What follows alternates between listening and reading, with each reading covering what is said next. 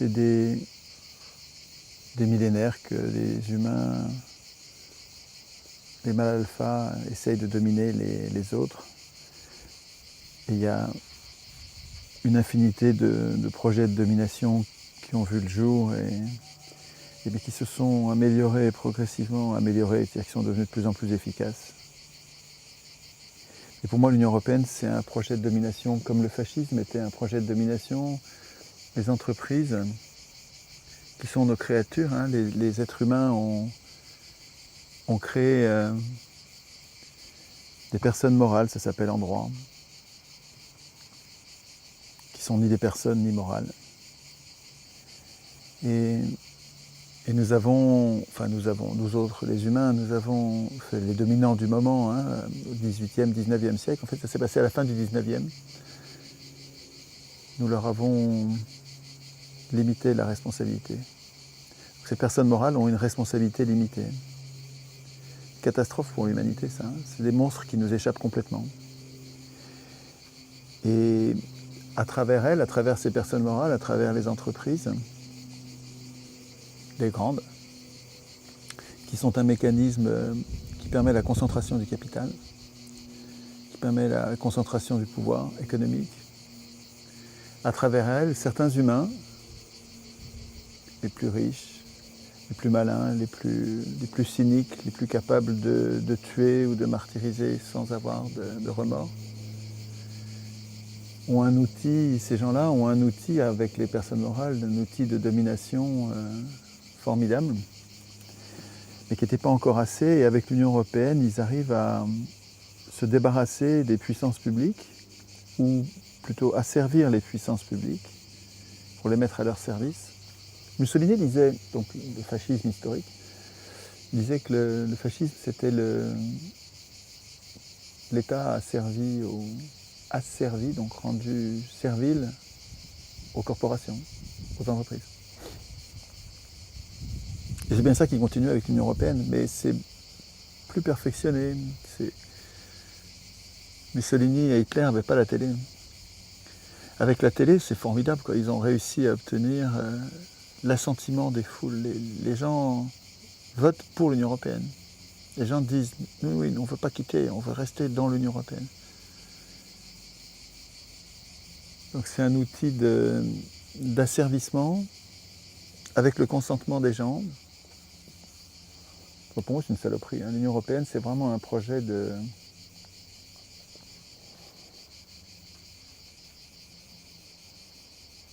dépolitisation complète de la société. Tout devient fake. Toutes les politiques deviennent c'est le règne des menteurs, quoi. Hein. Ils mettent tout à l'envers, ils mettent tous les mots à l'envers. Démocratie, constitution, suffrage universel, citoyen, tous ces mots-là sont mis à l'envers et désignent leur contraire. Et comme les humains sont très sensibles aux mots, hein, et très vulnérables aux bobards du même coup, le fait d'avoir pris le contrôle des journaux et de la télé. En France, il y a 9 personnes qui ont acheté tous les journaux du pays. Tous les journaux, papier. Il reste, je crois, Canard enchaîné et Charlie Hebdo. Mais tous autrement, même l'humain, hein, sont achetés, donc dépendants. Pourquoi faire? C'est pas pour gagner de l'argent, ils en perdent. Non, c'est pour façonner l'opinion, c'est pour conduire les gens à voter comme on leur dit de faire. Et ça marche. Donc l'Union européenne, c'est comme une prison pour moi, une prison politique. Donc la première urgence, ça devrait être de sortir de la prison. Ce qui ne réglerait pas tous les problèmes, c'est pas parce que vous êtes sorti de la prison que vous êtes hors de danger. Hein. Et on n'arrive même pas à sortir de la prison parce que ceux qui résistent à l'Union européenne n'arrivent pas à tomber d'accord parce qu'ils ne sont pas d'accord sur ce qu'on va faire quand on va sortir de la prison. Il y en a qui disent en sortant on va aller à gauche, d'autres qui disent en sortant on va aller à droite. D'où ce qu'il dit en sortant, on va aller tout droit. Ah ben non, non, si vous voulez aller à droite, on ne se met pas avec vous. Ah ben non, si vous voulez aller à gauche, ah ben non, non, on ne se met pas avec vous. C'est un spectacle désespérant de la zizanie. On n'arrive même pas à tomber d'accord sur le fait de sortir de la prison. Et on verra ce qu'on fait après, mais déjà on sort. Non, ils ne sont pas capables de se mettre d'accord là-dessus. Actuellement, il faudrait en sortir, mais je ne sais pas comment on va faire pour en sortir. Donc là, l'Europe, on voit qu'elle est en train un petit peu de se décomposer. Non? Non. Comment est-ce que tu interprètes? Moi, j'entends les commentateurs dire que l'Union européenne va imploser, que c'est fini, que c'est un projet qui a échoué. Moi, je ne vois pas ça du tout. Je crois que ça dépend pour qui. Pour nous, c'est une catastrophe, et c'est vrai que c'est une catastrophe, mais ça ne veut pas dire que c'est fini, parce que c'était fait pour ça. Les Américains ont voulu l'Union européenne comme un outil de dépolitisation de leur principal concurrent. Et ça fonctionne, pourquoi est-ce que ça s'arrêterait?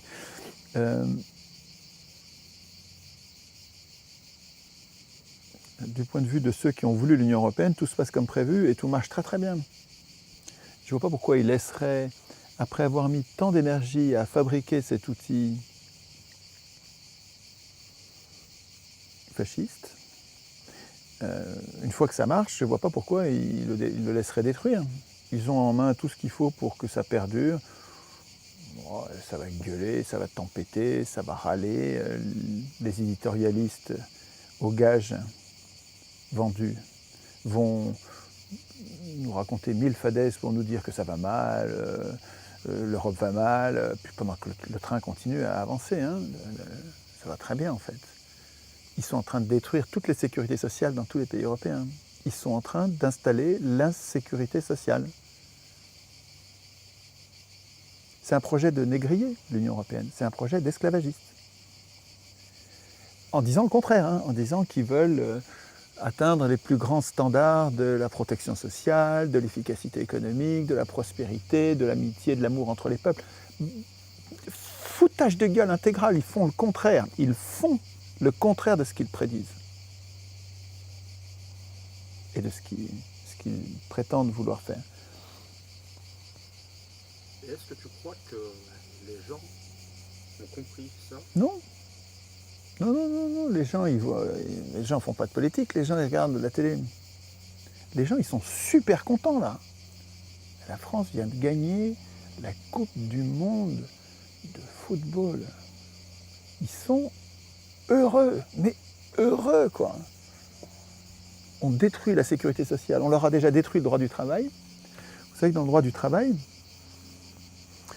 travail est une construction humaine pour limiter la catastrophe sociale du capitalisme dont je parlais, donc des entreprises avec le salariat, c'est-à-dire la subordination totale des travailleurs par rapport aux propriétaires des moyens de production. Ça a donné le 19e siècle avec Zola, Dickens, enfin vous savez, c'est les enfants qui travaillent 12 heures par jour. T'as pas de week-end, t'as pas de congé payé, t'as rien du tout, t'es un esclave quoi. Hein. T'as même pas de quoi bouffer. À peine quoi. Hein. Et pour compenser le capitalisme, le droit du travail a été inventé pour forcer les capitalistes, pour forcer les propriétaires des moyens de production à pas trop maltraiter leurs esclaves, les salariés. Et donc le droit du travail, c'est un outil de coercition, de contrainte contre les patrons. Parce qu'on a vu ce que ça donne quand ils n'ont pas de contrainte. C'est pas la peine, c'est pas théorique, ce que je dis, c'est très pratique. On sait ce que donne une société quand les patrons n'ont pas de contrainte. Regardez, le 19e siècle, c'est ça. Donc le droit du travail, c'est une construction pour limiter leur démesure, leur hubris, on disait en grec. Et donc, le premier article du droit du travail, c'est de dire que la loi s'impose à toutes les conventions. C'est-à-dire qu'il peut y avoir des contrats entre les humains, entre les forts et les faibles, entre les patrons et les salariés. Il peut y avoir des contrats, mais aucun contrat ne peut détériorer la condition des salariés par rapport à la loi. La loi, c'est un minimum qui s'impose, on ne peut pas descendre en dessous. Donc, il y a une hiérarchie des normes. Avec la loi au-dessus et les conventions. Alors les conventions individuelles entre le patron et le salarié, mais des conventions collectives aussi entre les syndicats, syndicats de patrons et syndicats de salariés. Toutes ces conventions, individuelles et collectives, devaient respecter le droit, la loi. Et ce qu'a fait Macron avant d'être élu président, la loi El Khomri, c'était la loi Macron en fait, hein, déjà. Et ce qu'il a continué à faire une fois élu, mais ce qu'ils ont fait déjà avec la loi El Khomri, c'est d'inverser la hiérarchie des normes. Et pour les humains, pour le commun des mortels, j'imagine que ça ne veut rien dire, quoi. Bon, et alors, inverser la hiérarchie des normes, en quoi ça me concerne? Ben, c'est tout à fait décisif. Et ça va se faire progressivement, la modification. C'est-à-dire qu'une convention, maintenant, peut dégrader la condition des salariés par rapport à la loi, mais ça veut dire qu'il n'y a plus de loi. C'est invraisemblable. Avec un article, on a détruit le droit. En tout cas, le droit du travail. Et les gens ne font pas le lien entre leur vote, le fait d'avoir élu une crapule, enfin, c'est vraiment un ennemi du peuple, Macron. C'est quelqu'un qui a l'air très gentil, il a une bonne bouille. Hein. Putain, tu lui donnerais le bon Dieu sans confession. Hein. Il a l'air vraiment gentil. Et il dit le contraire de ce qu'il fait. Donc c'est un menteur professionnel. C'est génial d'avoir un type comme ça. Vraiment, la banque a bien compris que ce type-là allait pouvoir faire prendre des vessies pour des lanternes à des millions de personnes qui allaient le croire parce qu'il a une bonne bouille. Et notre problème, c'est qu'on est vulnérable aux bobards. Les humains, nous autres, nous sommes vulnérables aux bobards.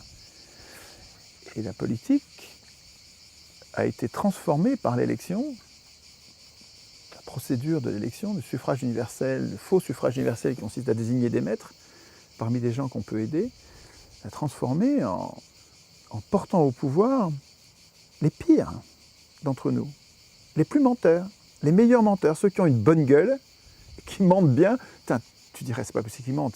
Il a l'air sincère, ce gars-là. Eh ben ouais, celui-là, il va être élu parce que c'est formidable, il va emporter tout le monde et les gens vont voter pour lui, alors que c'est un ennemi du peuple. Alors, est-ce que, parce qu'en fait, on dépend des élections. Ouais. Ouais. Est-ce que en fait, c'est pas... À mon avis, c'est la clé du capitalisme, l'élection. Ouais, est-ce que parce qu'en fait, en 2005, il y a eu donc, le traité constitutionnel européen. Anticonstitutionnel, on ferait bien de l'appeler. Parce que quand on dit constitutionnel... Et c'est à cette période un petit peu que tu... est-ce que tu peux nous expliquer comment est-ce que tu es rentré dans le jeu un petit peu contre le... Qui c'est qui est venu te chercher? Enfin, comment est-ce que ça s'est passé, le fait que tu... C'est pas très intéressant, ça. Je vais résumer ça rapidement. Ouais, qu'on comprenne un petit peu. En 2004, je crois, Chirac a décidé de demander aux Français s'ils étaient pour une révision des traités européens qui consistait à renuméroter pour que ce soit... Parce qu'il y avait plein de traités qui s'étaient surajoutés. Et c'était compliqué. Alors, ils ont tout compacté en un texte long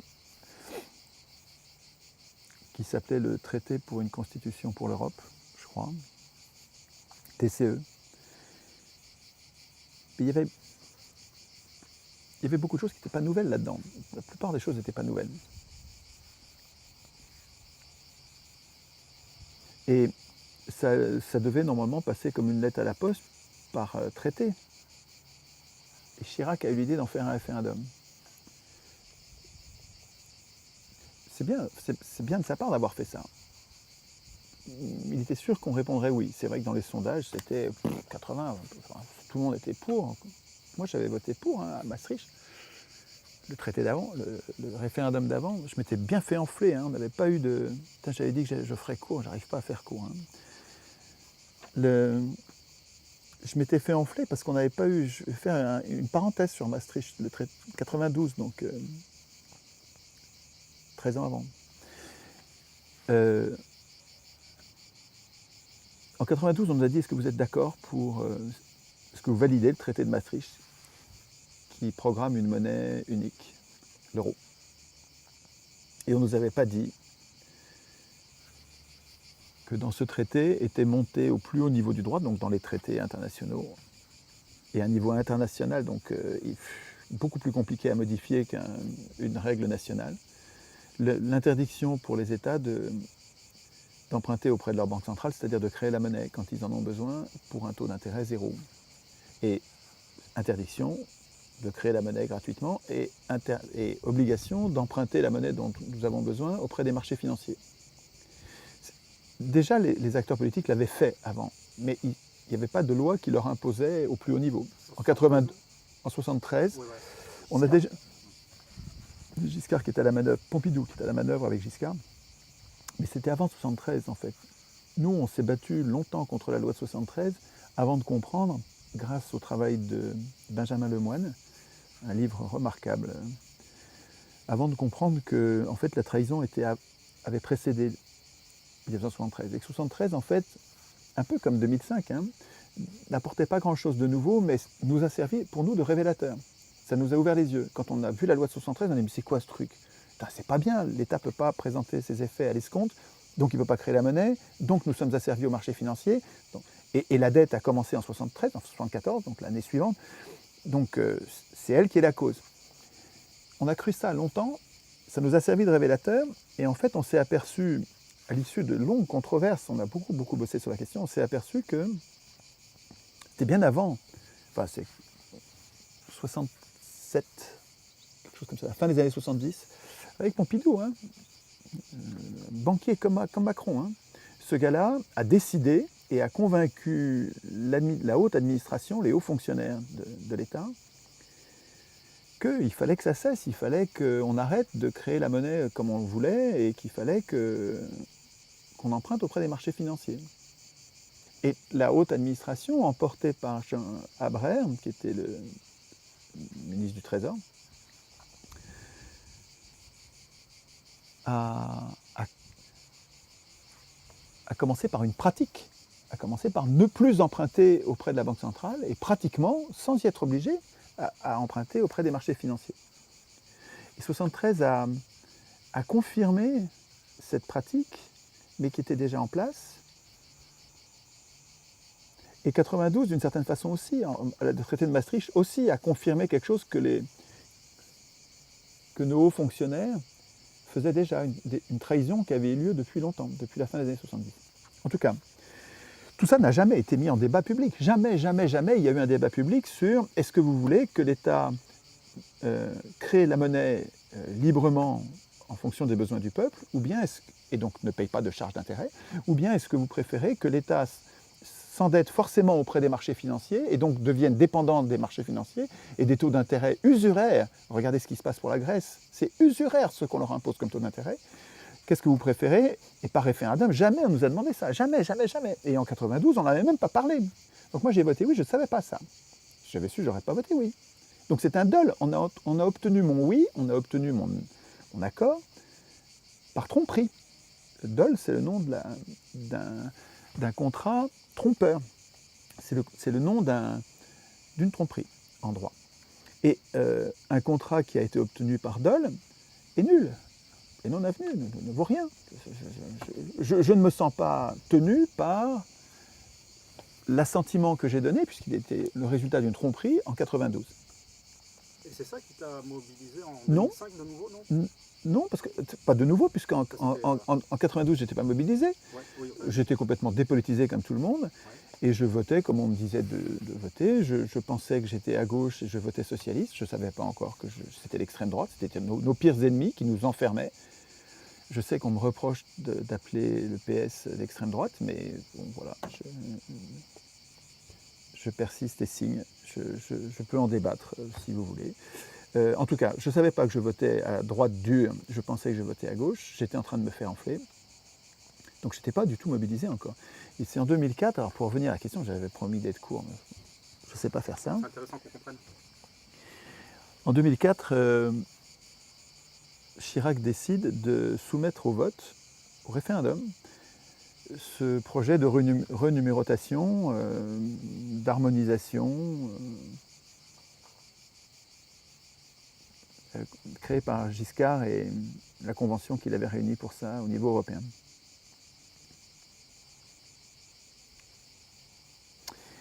Et ça a réveillé. Alors moi au début, c'est comme en 92, j'étais prêt à voter oui pour l'Europe, oui, c'est un beau projet. Et puis Fabius a appelé à voter non. Alors c'était le début en fait. J'ai commencé à lire sur la question, alors que je ne faisais pas ça. Hein. J'étais dépolitisé comme tout le monde. J'ai lu le bouquin de Fabius, ensuite j'ai lu le bouquin de Strauss-Kahn qui a répondu. Dans les 15 jours, très rapidement, Strauss-Kahn a répondu, c'est des tout petits bouquins. Hein. J'avais l'impression que Strauss-Kahn ne répondait pas à la question. Il parlait de l'Union européenne comme j'en avais toujours entendu parler, mais ça ne répondait pas aux objections terribles que Fabius avait soulevées. Et donc là, je suis allé lire le texte. Et en lisant le texte, j'ai découvert des trucs dont je n'imaginais pas du tout la portée avant. C'est-à-dire que le fait de le lire, je suis juriste de formation, et donc j'arrive à lire ces textes-là, c'est assez chiant, mais quand tu vois l'aspect politique de ce, parce que c'est un ton qui est, c'est des mots compliqués, il y a plein de renvois aux articles les uns les autres, c'est assez compliqué à lire, mais quand tu le décryptes, quand tu y travailles, tu t'aperçois que c'est un projet terrible, un projet politique, très contraire à l'intérêt général, très contraire à l'intérêt général. Et très souvent, indéfendable, scandaleux. Et donc, comme des centaines de milliers de personnes dans le pays, le référendum m'a réveillé, puisqu'il y avait une possibilité d'arrêter, de mettre un coup d'arrêt, donc c'était une raison de se donner du mal.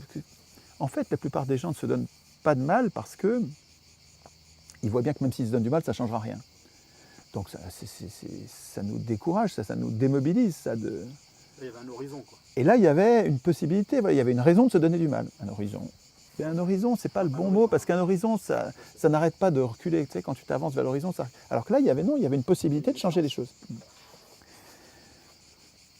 Et puis j'ai écrit un texte à l'issue d'une bagarre avec mon père qui était giscardien et qui ne comprenait rien à ce que je lui disais. Et moi, je ne comprenais pas ce qu'il voulait me dire, enfin je n'étais pas d'accord.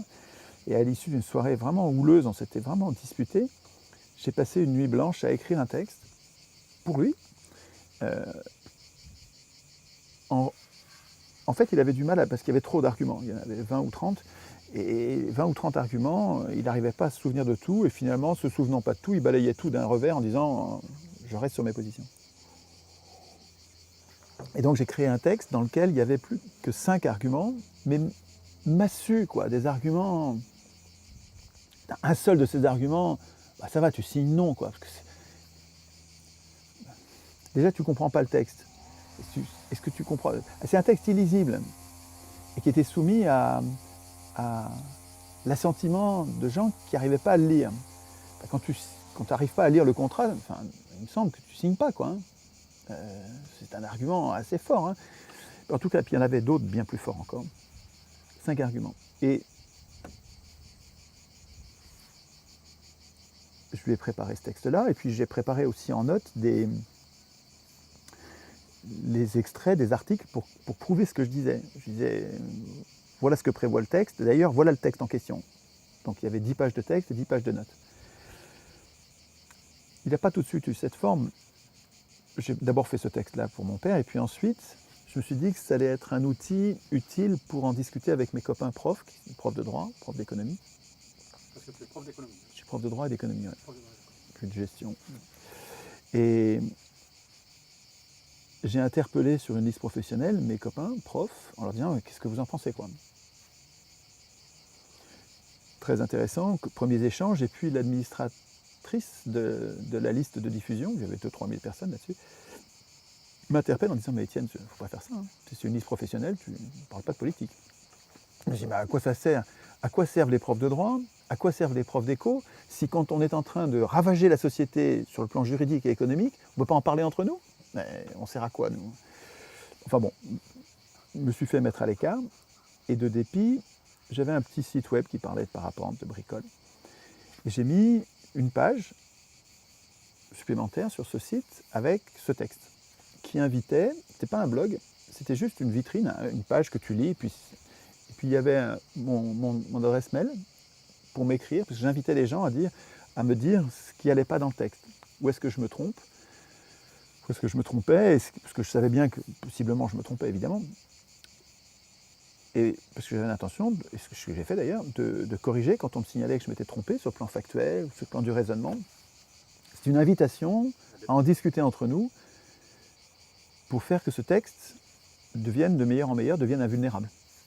Et c'est ça qui s'est passé, mais les gens se le sont passés de façon virale, de façon exponentielle. Je recevais des mails, les gens me disaient « Waouh, super, merci, je fais passer à tout mon carnet d'adresses ». Et les gens se sont passés comme ça. C'est dû à quoi ça? C'est parce que tu avais déjà des gens, un public sur ton site? Non. Non. J'avais rien du tout. Il y avait 100 visites par jour sur mon site, rien du tout. Il n'y avait rien du tout. Et j'ai envoyé ça à mon carnet d'adresses, je devais avoir 200 personnes. Enfin, non, ça s'est parti tout petit, avec une poignée de personnes, et qui se le sont passés, mais c'est allé très vite, parce que vraiment la réaction des gens était... Il y avait un déni de débat, il y avait un refus de débat, comme aujourd'hui. Il y avait une impossibilité d'avoir un débat honnête, avec le oui et le non, les arguments du oui, les arguments du non, qui seraient correctement mis en scène, honnêtement mis en scène, qui seraient loyalement mis en scène. Il n'y avait aucun débat loyal, tous les médias étaient pour le oui. À part 2 ou 3, mais la plupart des grands journalistes étaient pour le oui, et ne laissaient pas de place pour le non. Et quand ils laissaient la place pour le non, c'était avec Le Pen, c'était pour le discréditer, c'était pour en faire un choix fasciste.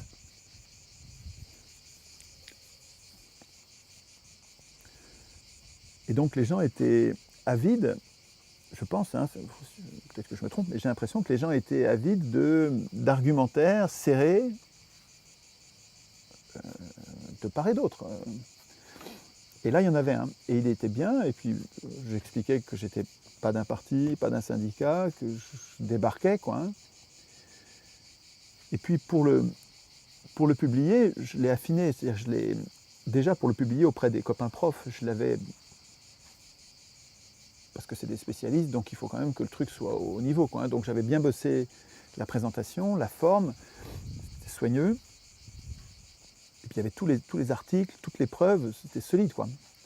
Et ça, quand les gens l'ont reçu, ils se sont dit, tiens, ça, c'est ce qui manque dans notre débat, ils le faisaient passer à tout, comme ils pouvaient, à leur carnet d'adresse.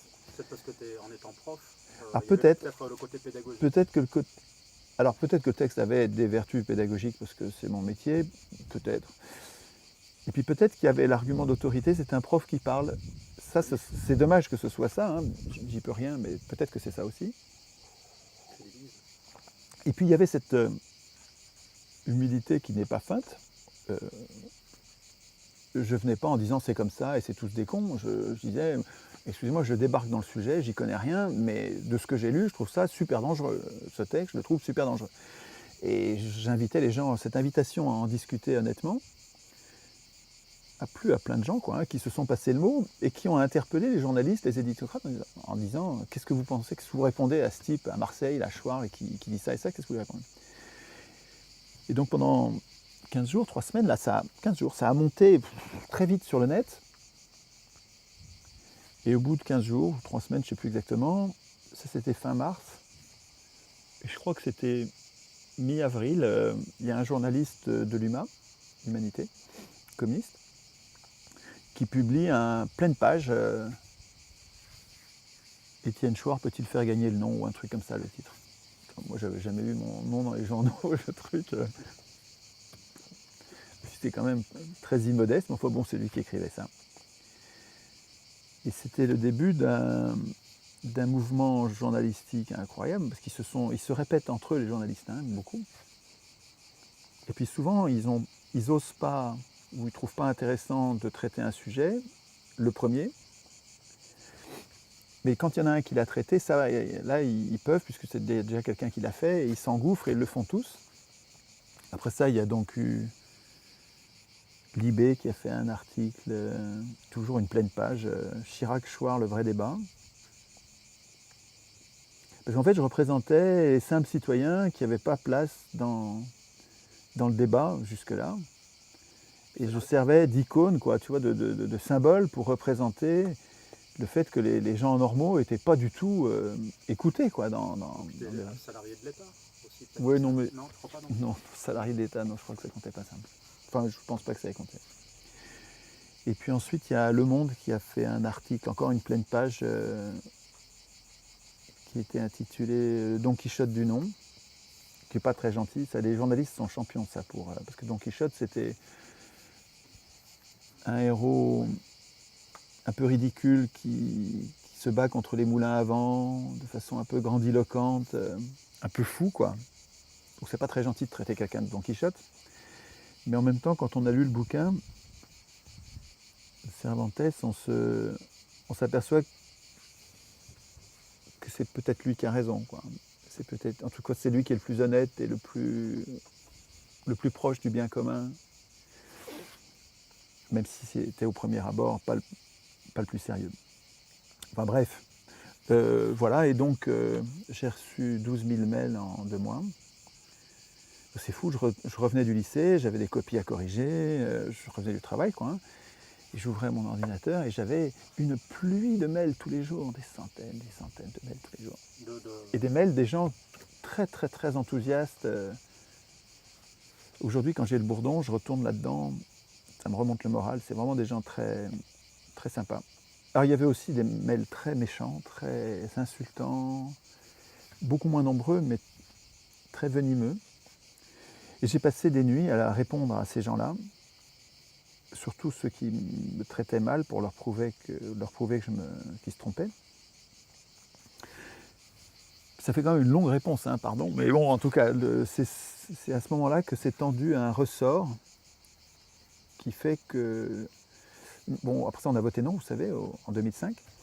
Et bon, c'était l'occasion d'arrêter et puis de revenir à une vie normale, mais il y a plein de gens qui comptaient sur moi, qui l'ont écrit. Et c'est vrai qu'on n'avait fait que bloquer quelque chose, mais qui allait certainement nous revenir sur le coin de la figure sous une autre forme, c'est ce qui s'est passé. Et donc l'été 2005, j'ai continué. Et je me suis attelé à l'idée plus constructive d'imaginer ce qu'il faudrait pour sortir de là. Et donc j'ai écrit un texte en 2005, donc l'été 2005, sur les principes d'une bonne constitution. Donc on avait dit non à une mauvaise, et là je réfléchissais aux grands principes d'une bonne constitution. Et puis en janvier 2006, l'année suivante, j'ai créé un blog pour qu'on puisse échanger, mais j'ai surtout créé un forum qui correspondait aux grands principes que j'avais mis dans mon texte. Les grands principes, donc il y avait un début de discussion pour chacun des grands principes. Donc c'est un forum où on a énormément discuté pied à pied sur les principes d'une bonne constitution. Puis j'ai créé un wiki où on a écrit nous-mêmes des articles de constitution qui correspondent aux principes qu'on avait mis dans le forum. Et puis un blog, tout ça, ça s'est créé en janvier-février 2006, et un blog pour traiter des autres questions que constitutionnelles, donc les questions économiques, les questions philosophiques, les questions historiques, les questions de politique générale. Donc là, tu parles d'une constitution pour l'Europe? Non, une constitution. D'accord. Une constitution. Et il y avait en fait, une constitution, c'est un texte protecteur qui institue des pouvoirs, mais ce n'est pas le plus important. Dans les grandes sociétés, on est trop nombreux pour écrire tous les lois. Dans une commune, on pourrait voter nous-mêmes nos lois, mais au niveau d'une région, d'un pays, d'un continent ou de la planète, on va avoir besoin de représentants. On voudrait bien ne pas avoir de représentants, peut-être, encore que je suis sûr qu'il y a plein de gens qui veulent avoir des représentants parce qu'ils ne veulent pas s'occuper de ça. Mais même si on voulait légiférer nous-mêmes, on est trop nombreux, on n'y arriverait pas, on a besoin de représentants. Et donc la Constitution décide comment on désigne ces représentants, qui vont être les acteurs politiques, comment on les contrôle, comment on garde la main sur eux, par référendum d'initiative populaire, par un droit de révocation. Donc comment on désigne les acteurs, comment on les contrôle, comment on les vire quand on n'est pas content. Et ce texte, donc, il sert à désigner les acteurs, il est très utile pour nous, ce texte. Mais il sert surtout à nous protéger contre ces acteurs, parce que ces acteurs sont dangereux, et donc il faut limiter leur pouvoir. Une constitution, ça sert à affaiblir les pouvoirs. Et donc c'est une idée géniale, la constitution. C'est une idée qui sert à mettre en place des pouvoirs et à se protéger d'eux. Mais si on veut que le texte limite leur pouvoir, il ne faut pas que ce soit les pouvoirs eux-mêmes qui écrivent, sinon ils vont faire des fakes, ils vont faire des fake constitutions, ils vont écrire des fausses constitutions dans lesquelles il n'y a pas de limite à leur pouvoir, parce qu'ils ont un intérêt personnel, et c'est ça qui se passe. Mon idée, la thèse que je défends, c'est que ce n'est pas aux hommes au pouvoir d'écrire les règles du pouvoir, parce qu'ils ont un intérêt personnel contraire à l'intérêt général, ils ont intérêt à instituer leur puissance quand ils sont dans le processus constituant, les professionnels de la politique.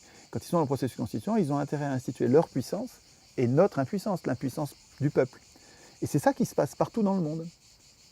Et je ne pense pas que ce soit la faute des professionnels de la politique. C'est notre faute à nous parce que nous les laissons faire. C'est parce que nous laissons les professionnels de la politique écrire les constitutions qu'ils ne devraient surtout pas écrire. C'est parce qu'on les laisse faire qu'on a des fausses constitutions et qu'on est des enfants politiques sans aucun pouvoir. Ce n'est pas la faute des autres, c'est notre faute. C'est parce que nous démissionnons du processus constituant que nous n'avons pas de puissance politique. Et donc, j'ai juste une phrase pour conclure. C'est l'idée forte que je défends, c'est que si on veut une vraie constitution, il faudra qu'on l'écrive nous-mêmes. Donc, il faut qu'on s'entraîne. Donc, il faut qu'on fasse des ateliers constituants populaires, pour que les gens fassent ce minimum de politique. Une fois qu'ils auront été constituants et qu'ils auront mis en place une vraie constitution avec des pouvoirs contrôlés, ils pourront rentrer chez eux et faire très peu de politique, juste le minimum pour surveiller que la constitution est appliquée. Mais pour arriver à cet état-là sans être asservi comme nous le sommes, il faut être constituant.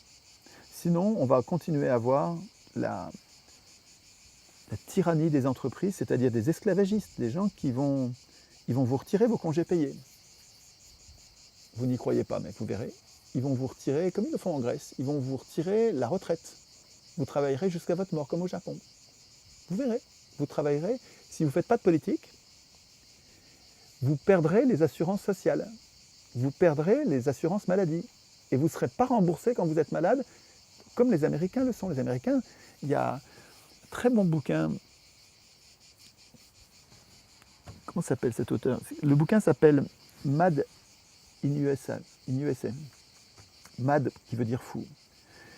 Un jeu de mots pour Med, et qui décrit le modèle social américain de façon scientifique.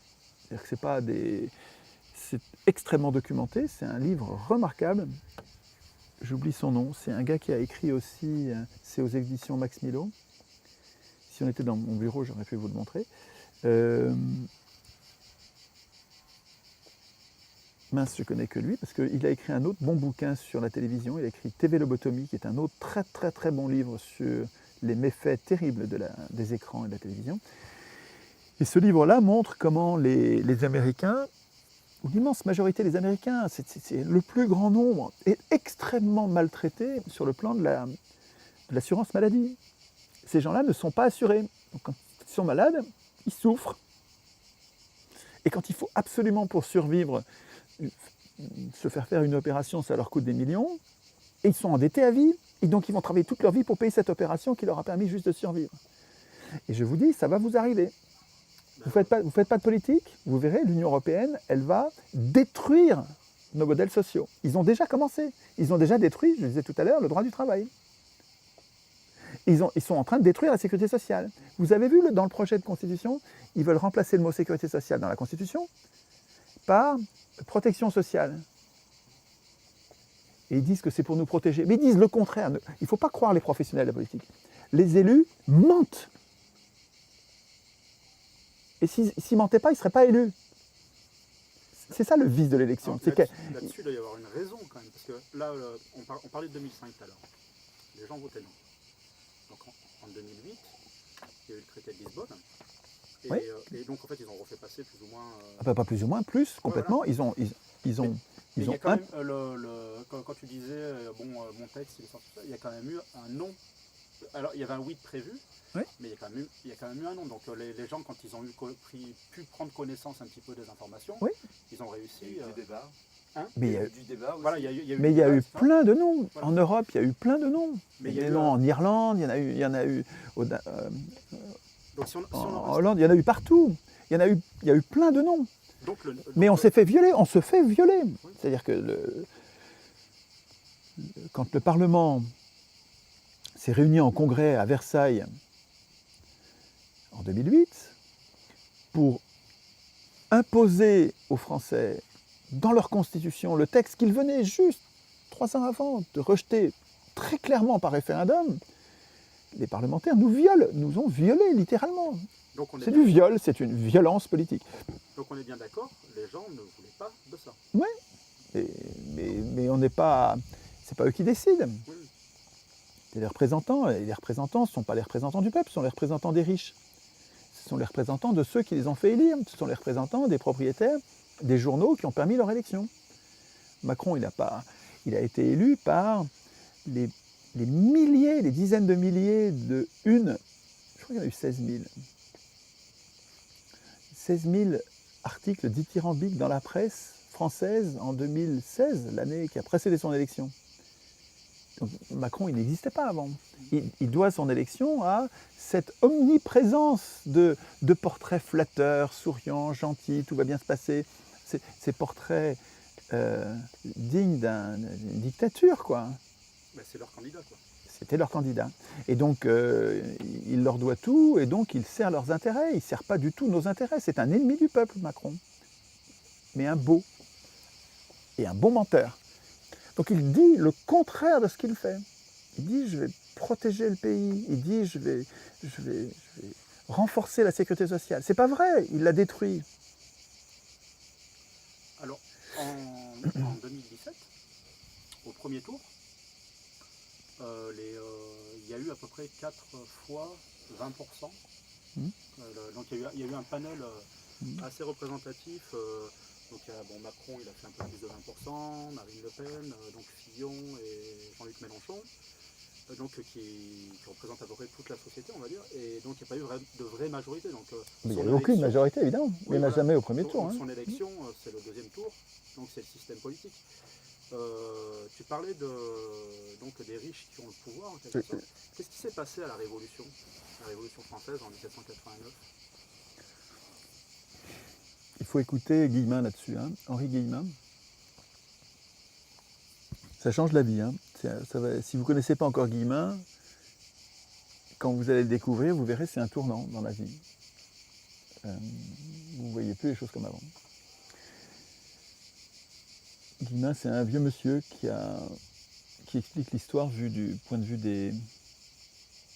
du peuple. Un peu comme le fait Howard Zinn aux États-Unis, magnifique, ou Chomsky, ou Thomson en Angleterre.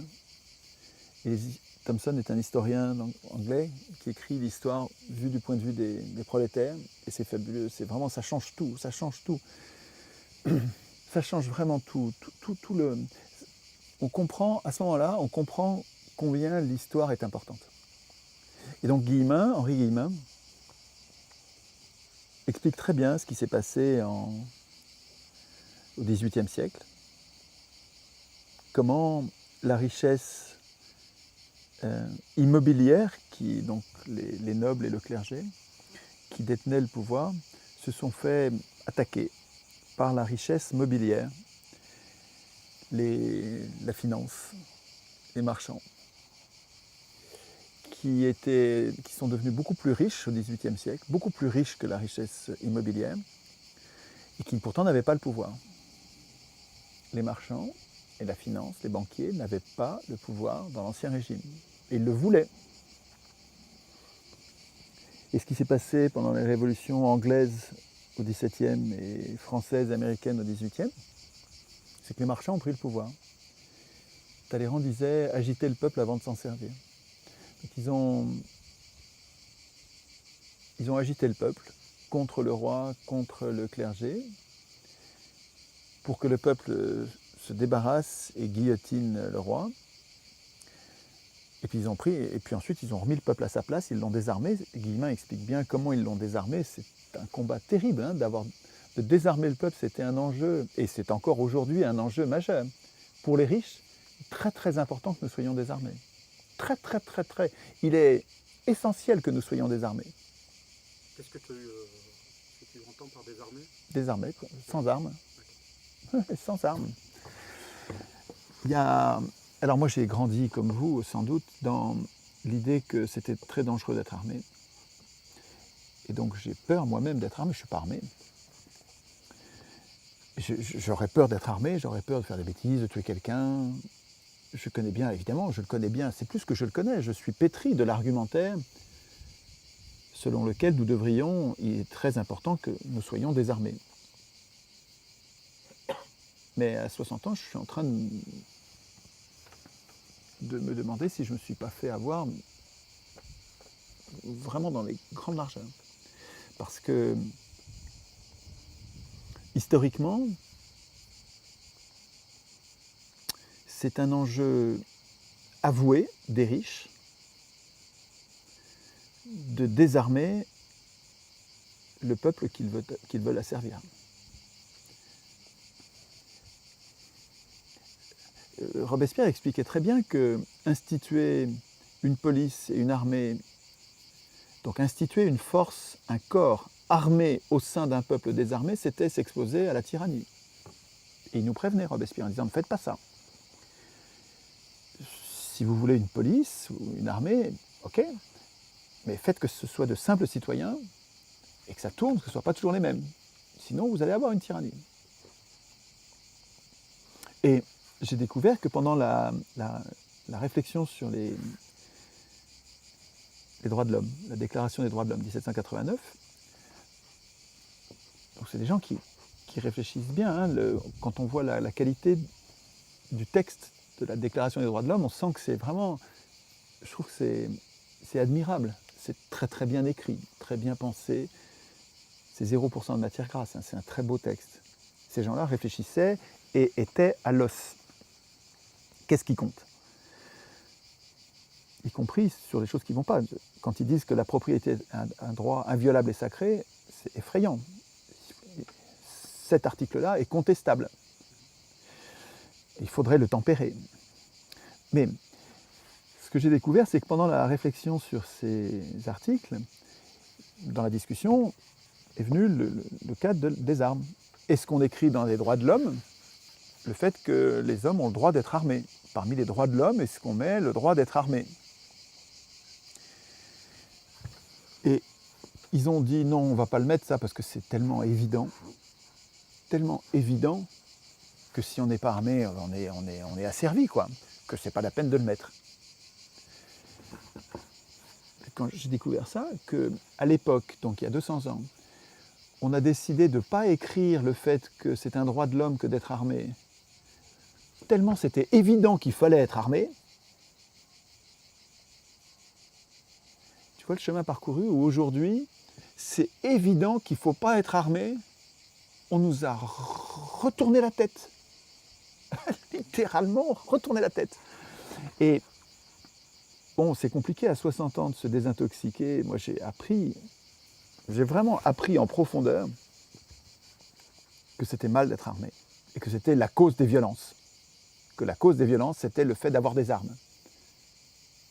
On a un bel exemple avec les États-Unis aussi. Oui, les États-Unis se font travailler au corps pour qu'ils acceptent d'être désarmés. Mais eux, ils ont un texte qui prévoit le contraire, qui prévoit qu'ils peuvent être armés. Eux, ils ont pensé à l'écrire. Et c'est ça qui fait qu'ils arrivent encore à être armés. Ça n'a pas empêché le capitalisme de sévir. Hein. Ils sont armés, mais le capitalisme les a servis au plus haut point. Enfin, ça ne suffira pas d'être armé. Enfin, il y a le lobby des armes. Oui, mais ça, Ouais. tu ne peux pas réduire le problème au lobby des armes. C'est-à-dire que réduire le problème au lobby des armes, faire de cette question un enjeu économique, c'est rater quelque chose d'important. Je crois. Hein. Alors, j'ai pas de religion fixe sur le sujet, je réfléchis. Juste, je remets en cause quelque chose qui m'a été inculqué et je remets en cause l'évidence de ce postulat. Je dis que ça mériterait un débat. Les Suisses sont armés jusqu'aux dents, ils ont leurs armes, ils sont des militaires, ils font un service militaire toute leur vie, ils sont armés et entraînés. Ils ont leurs armes qu'ils gardent chez eux et ils savent s'en servir. Ils n'ont jamais été envahis. Est-ce que tu n'as pas l'impression Donc que ils sont capables de défendre eux-mêmes leur pays. Sur cette question, mais sur plein d'autres questions, tu n'as pas l'impression qu'il y a des dogmes imposés Oui. qu'on n'a pas le droit de remettre en cause, sinon c'est... Oui. Et puis de plus en plus, hein. De plus en plus, c'est une police de la pensée. Alors, on a le droit de parler, oui, je peux vous parler. Mais c'est une chose de parler sur Internet dans un brouhaha général où tout le monde parle et personne n'écoute. Et puis c'est une chose de parler à l'Assemblée quand tout le monde se tait. Ou dans un journal que tout le monde lit. Et ça, les opinions dissidentes, elles ont de moins en moins place à l'Assemblée et dans les journaux et dans les télés. Donc c'est facile pour ceux qui exercent la police de la pensée de dire c'est des foutaises, tout le monde peut dire ce qu'il veut, regardez, tout le monde parle. Oui, c'est vrai que tout le monde peut parler, mais parler dans un tohu-bohu, ça n'a presque pas d'effet. Et consentir ça, en consentant à ça, ils consentent à presque rien. C'est presque... Non, il y a une vraie police de la pensée avec... Mais le fait d'acheter les journaux est terrible. Enfin, je veux dire, une constitution digne de ce nom empêcherait quiconque d'acheter un journal. Ça devrait être interdit d'acheter un journal. Voilà, les journaux... Alors comment on fait? Il faut bien que ça appartienne à quelqu'un. Si on interdit, ça veut dire quoi? Ça va être l'État qui va... Non, pas forcément. C'est pas forcément l'État qui possède les journaux. Encore que ça pourrait être l'État. L'État possède bien les tribunaux. Et on a en même temps, on a garanti l'indépendance des juges et leur puissance. C'est-à-dire qu'on a dit les juges ont la puissance de trancher, de décider, et on va les rendre complètement indépendants du pouvoir exécutif, du gouvernement, et du pouvoir législatif, du Parlement. À la fois, nous payons les juges, on ne veut pas que ce soit une activité privée, il ne faut pas que ce soit un centre de profit, évidemment. Donc les juges, c'est des acteurs publics que nous, citoyens, nous payons pour rendre la justice. On leur donne cette puissance terrible et on les rend indépendants des autres pouvoirs pour que le gouvernement ne s'en serve pas ou que le législateur ne s'en serve pas. Il manque juste, dans notre Constitution, il manque le fait que les juges devraient être jugés par d'autres que des juges. Parce que comme ils sont jugés par des gens de la même corporation qu'eux, il y a un effet de corps qui les rend sûrement trop invulnérables. Donc il faudrait qu'ils rendent des comptes devant des citoyens tirés au sort, par exemple. C'est un détail. Mais en tout cas, ce que je veux dire, c'est que nous avons su instituer un pouvoir comme celui des juges, payé par nous et pas privé, donc public. Pourquoi on ne ferait pas la même chose avec les journalistes? On pourrait dire, les jeunes gens, les jeunes garçons, les jeunes filles qui veulent être journalistes, comme ceux qui veulent être juges, passent un concours, la fonction publique, pour être journalistes. Et une fois qu'ils sont journalistes, on leur fout la paix. C'est-à-dire qu'il n'y a évidemment jamais le gouvernement pour aller leur tordre le bras, pour leur dire écrivez ceci, n'écrivez pas cela. Et donc on protégerait les journalistes avec la même puissance qu'on protège les juges contre les abus de pouvoir des autres pouvoirs. Et les journalistes seraient quand même redevables, devraient rendre compte de leur activité, parce qu'il ne faut pas qu'un pouvoir, quel qu'il soit hors de portée, hors contrôle. Il faut qu'ils aient tous des comptes à rendre, et les journalistes pourraient rendre des comptes devant des chambres de citoyens tirées au sort, la chambre des médias.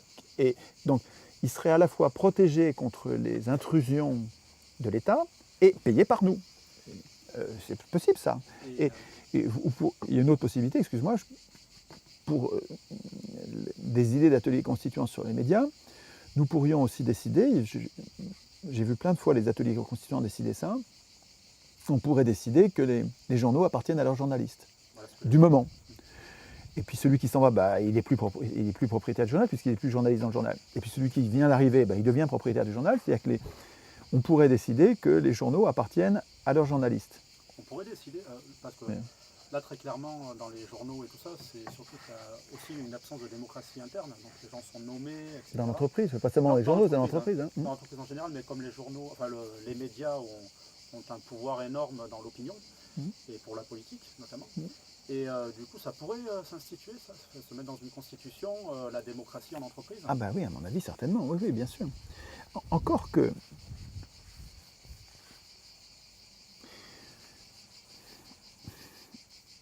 C'est typiquement le risque qui nous pend au nez quand on fait des ateliers constituants. Nous autres humains, on a des options politiques. Sur le plan législatif, par exemple, on est pour ou contre l'avortement, on est pour ou contre la peine de mort. Je prends les sujets qui sont très clivants, gauche-droite.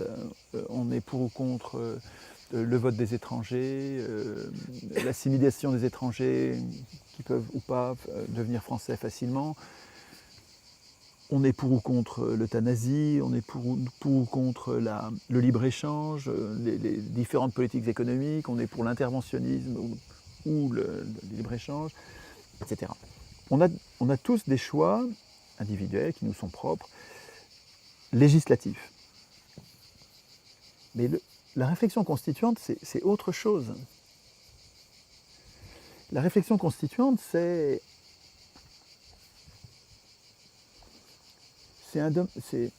un domaine qui nous rejoint.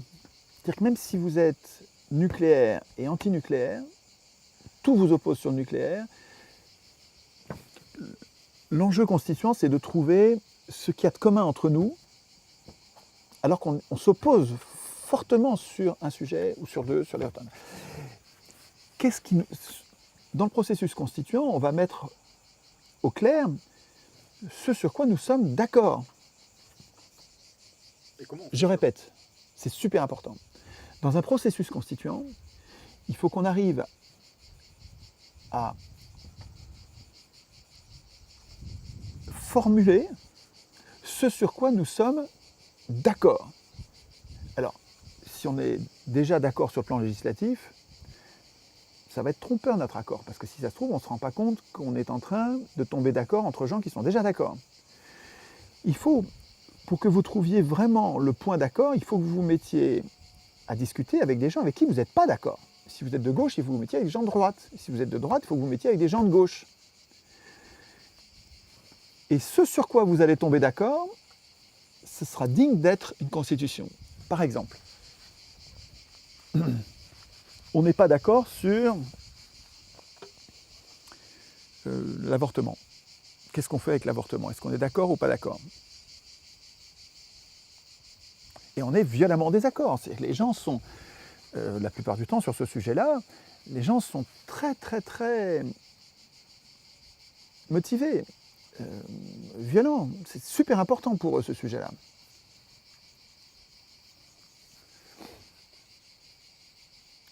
Dans le processus constituant, il faut qu'on arrive à tomber d'accord sur la façon de décider de ce qu'on fait. Comment on va décider ce qu'on fait sur l'avortement? Est-ce qu'on va décider par une loi, par référendum? Référendum à quel seuil? Est-ce qu'on pourra changer d'avis si on s'aperçoit qu'on s'est trompé? Comment on va informer les gens pour qu'ils puissent décider en connaissance de cause?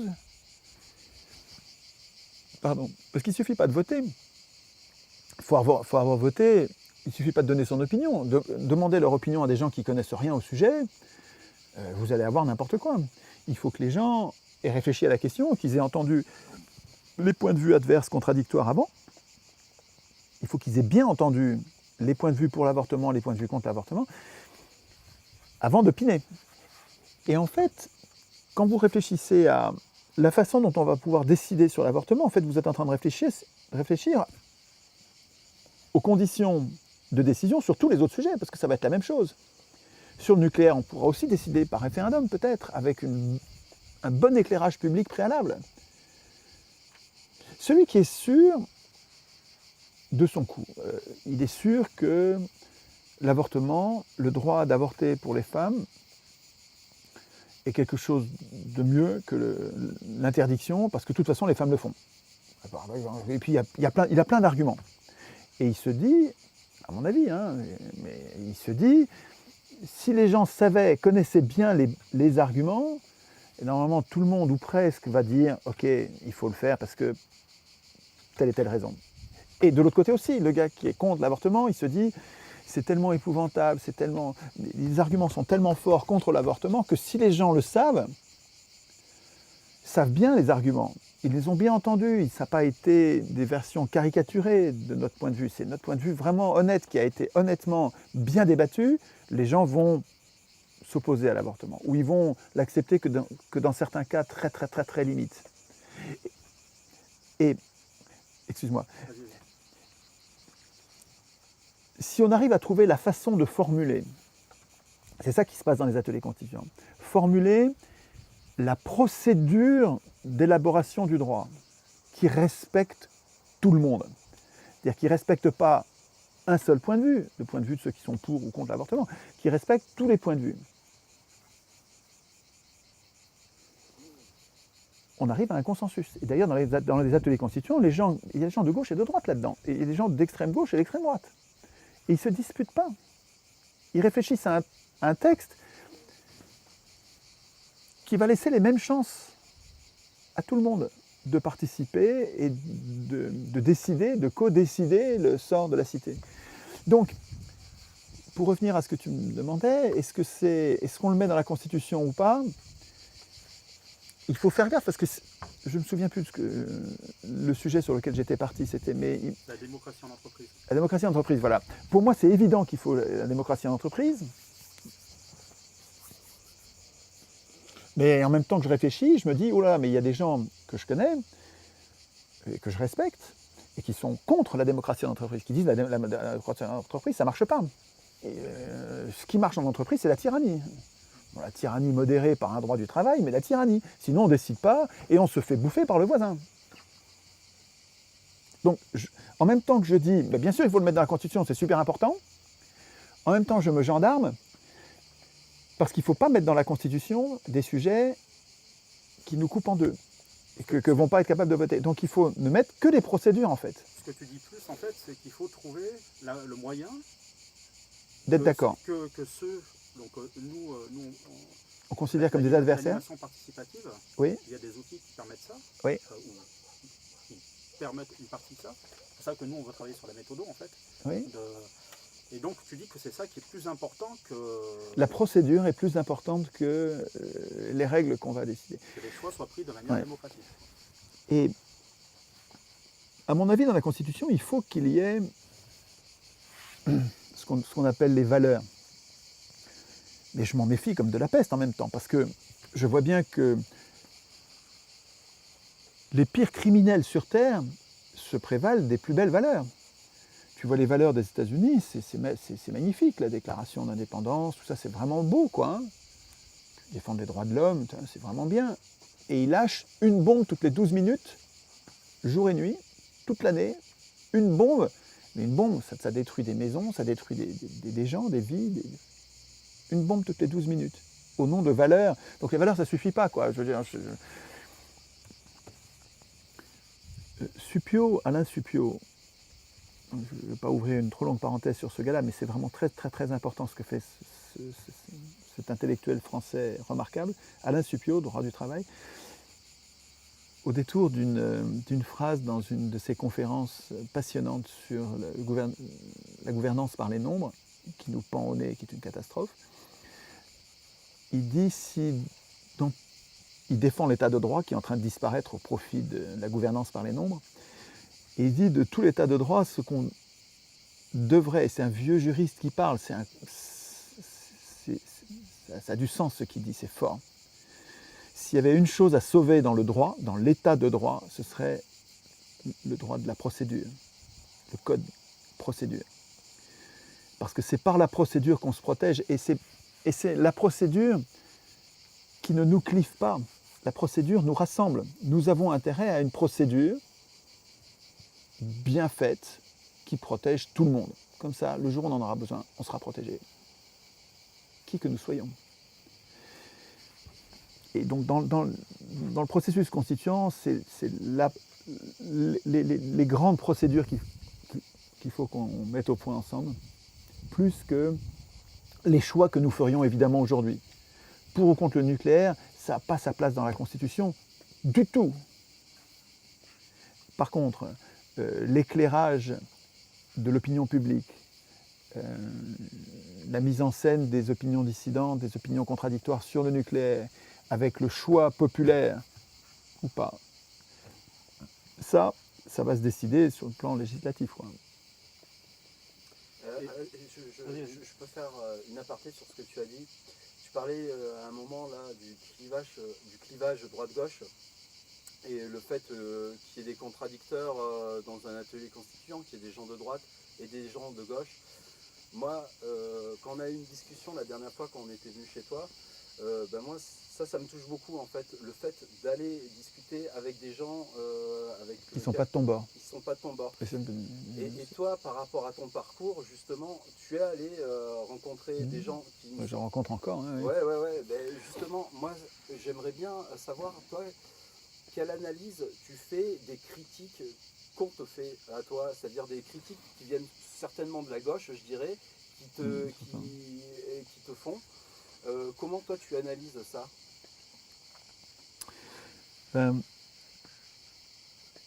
Bon, d'abord, il y a deux cas de figure. Il y a les gens qui sont de bonne foi et de mauvaise foi. Dans les reproches qui me sont faits,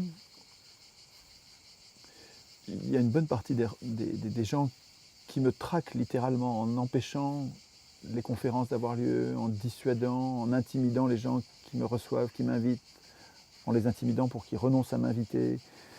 Il y a des tas de gens qui font ça, qui sont de mauvaise foi, c'est-à-dire qui ont un agenda de mise à l'écart de quelqu'un, d'un gêneur. Je ne sais pas si c'est la CIA ou j'en sais rien, on s'en fout, mais en tout cas si je bossais à la CIA, si c'était mon métier de bosser à la CIA, mon métier ce serait dans chaque province de l'Empire, donc dans chaque pays par exemple de l'Union européenne, mais en Amérique latine c'est pareil, dans chaque pays, dans chaque province de l'Empire, ce serait d'infiltrer les partis les plus subversifs, les plus dangereux pour le pouvoir, les plus dangereux pour mes gouverneurs, les gouverneurs de mon empire, ce serait d'infiltrer ces mouvements-là pour y semer la zizanie, pour qu'ils se disputent entre eux, qu'ils se mangent le nez entre eux, pour que l'empire n'en ait rien à craindre. Et surtout de repérer les plus dangereux, les plus subversifs, pour discréditer leurs idées. Les exemples de manœuvres comme ça de la CIA partout sur Terre, les exemples très documentés dans les archives de la CIA elle-même, dans les archives déclassifiées américaines elles-mêmes, les exemples sont légion, il y a à foison. Donc, je ne vois pas pourquoi la CIA se serait arrêtée de faire ça, et donc il y a sûrement dans la gauche française, comme allemande, comme italienne, etc., il y a sûrement dans la gauche des agents étrangers dont le boulot est simplement, et c'est de bonne guerre, ça se comprend, c'est logique, c'est rationnel, dont le boulot est de semer la zizanie. Donc, je ne parle pas de cela, je ne sais pas qui c'est, hein. Je ne sais pas ceux qui sont de mauvaise foi et ceux qui sont de bonne foi, mais il n'y a aucune chance pour que j'arrive à convaincre ceux qui sont de mauvaise foi, puisque eux, ils font un boulot de cinquième colonne, tu vois, ils sont d'infiltration dans un pays étranger pour l'affaiblir. Par contre, il y a parmi les gens que j'aime bien de gauche, et qui sont vraiment des gens plus que j'aime bien, des gens que j'admire, enfin des gens vraiment que je respecte énormément, et qui maintenant me considèrent comme un ennemi. Eux me considèrent comme un ennemi, moi je ne leur renvoie pas cette détestation, je continue à les aimer. Mais eux, je sais bien qu'ils ne sont pas des agents de l'étranger, et j'essaye de m'expliquer comment ils en arrivent à imaginer que je puisse moi être dangereux, alors que je me bagarre pour la même chose qu'eux, simplement avec un chemin différent qui moi me paraît plus cohérent, plus respectueux des autres, de ceux qui ne sont pas de notre bande. Comment est-ce qu'on en arrive là? Comment est-ce qu'on en arrive à ce que un anarchiste comme Schwarm Alors, vous voyez, j'ai un moment d'hésitation à dire anarchiste parce que anarchiste, c'est un archipel, les anarchistes. C'est plein de gens très différents. Parmi les anarchistes, c'est tous ceux qui se méfient des pouvoirs, tous ceux qui résistent à la domination. Et pour moi, anarchiste est très proche de démocratie. La démocratie est une résistance à la domination. Mais je sais bien qu'il y a des anarchistes qui sont, j'allais dire des salopards, peut-être que c'est trop dur, mais enfin, oui, des salopards. Je pense quelqu'un comme Stirner. Quand je lis Stirner, c'est un salaud, quoi. C'est quelqu'un qui dit ma force est mon droit, et je peux faire ce que je veux jusqu'à ce que je tombe sur quelqu'un de plus fort que moi. À lui, il conteste les pouvoirs. Il renie toute légitimité à tous les pouvoirs, donc c'est un anarchiste. Mais c'est un anarcho-capitaliste, quoi. C'est un anarchiste dominant. Et c'est une toute petite partie des anarchistes, mais ça existe. Et donc je me reconnais pas du tout chez Stirner. Sade, ça pourrait être un anarchiste aussi. On pourrait dire que c'est un anarchiste, quelqu'un qui résiste. Mais je ne suis pas du tout sadien. Et je sais bien qu'il y a des tas d'anarchistes qui me voient comme leur pire ennemi. Parce que moi j'essaye d'organiser les pouvoirs pour les limiter au dernier degré, les limiter, les tenailler. Et ça me paraît plus malin d'avoir un État que nous avons institué nous-mêmes en apprenant, mais en apprenant à nos enfants, pas à des spécialistes, pas à des juristes, en apprenant à tous nos enfants, en leur apprenant à se méfier des pouvoirs et en instituer les pouvoirs en les tenaillant. Ça me paraît être de mon point de vue, c'est une vision anarchiste, cohérente, qui accepte l'État à condition qu'il soit cornaqué par les citoyens eux-mêmes. Et je fais ça parce que je ne vois pas de manière de protéger les faibles, les femmes, les enfants, les faibles, les malades, les étrangers. Je ne vois pas de manière de protéger les faibles contre les forts, contre les abus de pouvoir des forts physiquement ou ceux qui ont des armes, autrement qu'avec une puissance publique qu'on a dotée, que nous avons décidé de doter d'une puissance plus forte que le plus fort de nous tous. Et c'est cette puissance publique qui nous protège tout le monde contre les plus forts. Parce et nous l'avons rendue plus forte exprès pour qu'elle puisse qu'elle puisse obliger les forts à se tenir bien. Et je ne vois pas d'autre moyen qu'une puissance publique pour empêcher les forts de martyriser les faibles. C'est pour ça que je tiens à un État. Et je sais bien que tous les États du monde ont jusqu'ici été des carcans, des facteurs de guerre terribles. C'est les États qui font les guerres, ce n'est pas les hommes. Les hommes, ils font des disputes, ils font des batailles, ils font des bagarres. Mais c'est les gouvernements qui font des guerres. Et donc je comprends ça. Mais ce n'est pas parce que ça s'est toujours passé comme ça que ça se passera toujours comme ça. Je pense que si les États ont toujours été pour l'instant des outils asservissants, c'est vrai ça. Et je dénonce ces États-là comme les anarchistes. Mais je pense que si ça a toujours été comme ça, c'est parce que nous n'avons pas encore été foutus de devenir constituants. Les humains n'ont pas encore muté en constituants.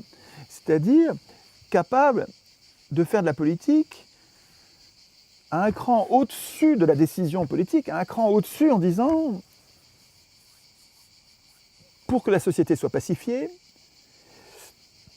il faut désigner les acteurs comme ça, il faut contrôler les acteurs comme ça, il faut appliquer la Constitution, mais avec des soldats, il faut qu'il y ait des citoyens constituants pour appliquer la Constitution. Et il faut que les humains gardent la main sur tout ce processus avec telle et telle procédure. Le fait que nous devenions capables d'instituer nous-mêmes un État cornaqué, tenu par les citoyens, le fait que nous devenions capables ça va tout changer. Et ce n'est pas parce que ça n'a jamais existé que ça n'existera jamais. En tout cas, je suis anarchiste, c'est très spécial comme anarchisme, mais je raffole de Tolstoï, de Kropotkin, Bakounine, je les lis tous, j'adore les lire, mais il manque, je trouve, l'aspect constituant. Je les comprends quand ils conchient l'État, je comprends, parce que l'État tel qu'on le connaît, il est surtout détestable, mais pas que détestable. Si tu veux, notre quiétude, le fait que nous n'ayons rien à craindre de bandits, de violeurs, de voleurs, ça tient à une police, à une organisation. Je pense que si on détruisait l'État, on aurait, dans nos grandes sociétés, on aurait des résultats aggravés. Ce serait pire que le mal. Donc, en tout cas, pour répondre, parce que je reviens à la question, là j'ai résumé mon point de vue et en quoi, à mon avis, il est très très profondément de gauche. On a l'idée que je me fais de la gauche, c'est-à-dire l'intérêt général et la lutte contre toute forme de privilège. À mon avis, le fait que les gens de gauche qui me détestent aujourd'hui, de façon si c'est incohérent, c'est apparemment incohérent, je crois que ça tient à une vision, et ils ne peuvent pas faire autrement, je le comprends, je ne leur en veux pas, enfin je le regrette, je le déplore, c'est très triste, mais je ne leur en veux pas, je le comprends, à une vision politicienne. Je pense que ces gens-là font de la politique depuis beaucoup plus longtemps que moi, et donc ils ont été de tous les combats politiciens, politiques dans le cadre de l'élection, dans le carcan de l'élection. Ces gens-là, Raoul Marc Génard, Frédéric Lordon, des gens que j'aime beaucoup, quoi, ont passé leur vie à penser la politique dans ce cadre contraignant pour la pensée, de l'élection.